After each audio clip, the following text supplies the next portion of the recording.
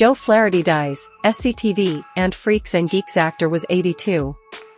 Hello dear, welcome to my Allison News channel. On my channel, you will find viral update news. Please subscribe my YouTube channel.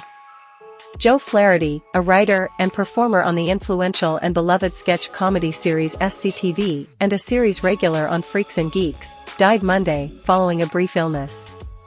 He was 82. His death was announced by his daughter Gudrun Flaherty, who said in a press statement, "After a brief illness, he left us yesterday, and since then, I've been struggling to come to terms with this immense loss." Dad was an extraordinary man, known for his boundless heart and an unwavering passion for movies from the 40s and 50s. His insights into the golden age of cinema didn't just shape his professional life, they were also a source of endless fascination for me.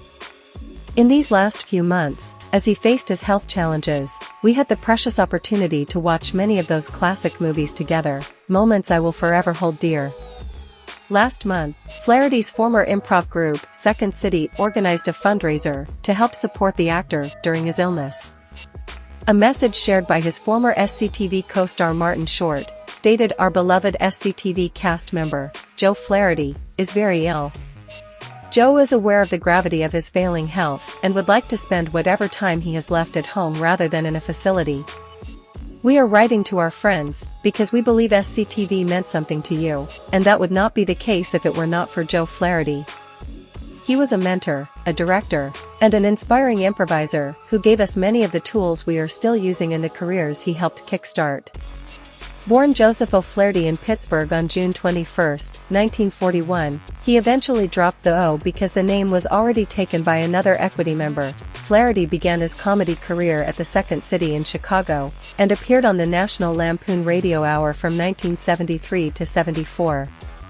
He moved to Toronto to help launch a Second City troupe there, and in 1976 became a founding cast member of the Canadian sketch comedy series SCTV that would feature some of the most influential comedians of the era.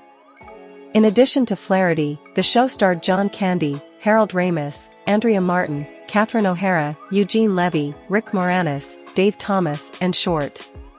In a series that spotlighted any number of vivid comic characters, Flaherty proved a central presence on the weekly show that was set in a fictional TV station in the equally fictitious Canadian town of Melonville. Flaherty portrayed the station's owner-manager Guy Caballero, who used a wheelchair only to solicit respect and sympathy. Among Flaherty's other popular characters were Sammy Maudlin, a fawning talk show host inspired more than a little by Sammy Davis Jr., the station's horror movie host Count Floyd, whose monster chiller horror theater featured movies so bad, and frequently very non-horror, that the host would be forced to unconvincingly stammer, "Oh, that's scary, kids," and Big Jim McBob, whose Farm Film Report, with John Candy, was a sort of Siskel and Ebert for fans of movie explosions.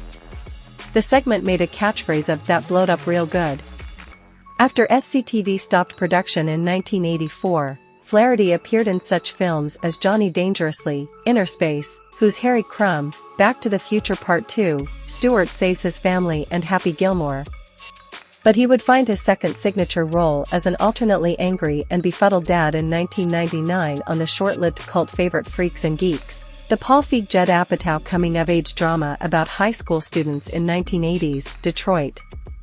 Like SCTV, the series launched the careers of numerous actors, including Linda Cardellini and John Francis Daly, who played Flaherty's kids, James Franco, Seth Rogen, Jason Segel, and Busy Phillips. Following Freaks' untimely cancellation after just one season, Flaherty went on to make appearances in The King of Queens, Slackers, Even Stevens, That 70s Show, Frasier, Family Guy, and American Dad, among others. In her statement, Gudrun Flaherty said that her father cherished every moment spent on SCTV, and was so proud of its success and so proud to be part of an amazing cast. Recently, she said, the SCTV cast reminisced, saying, "All of us SCTV castmates owe him a huge debt of gratitude. He was the creative anchor that kept us honest and inspired. It's a testament to his indelible mark on everyone he worked with. Above all," she continued, "he was a loving father. No matter the occasion, he was always there to offer a laugh or wisdom when I needed it most." His absence has left a void in my life that feels insurmountable at the moment.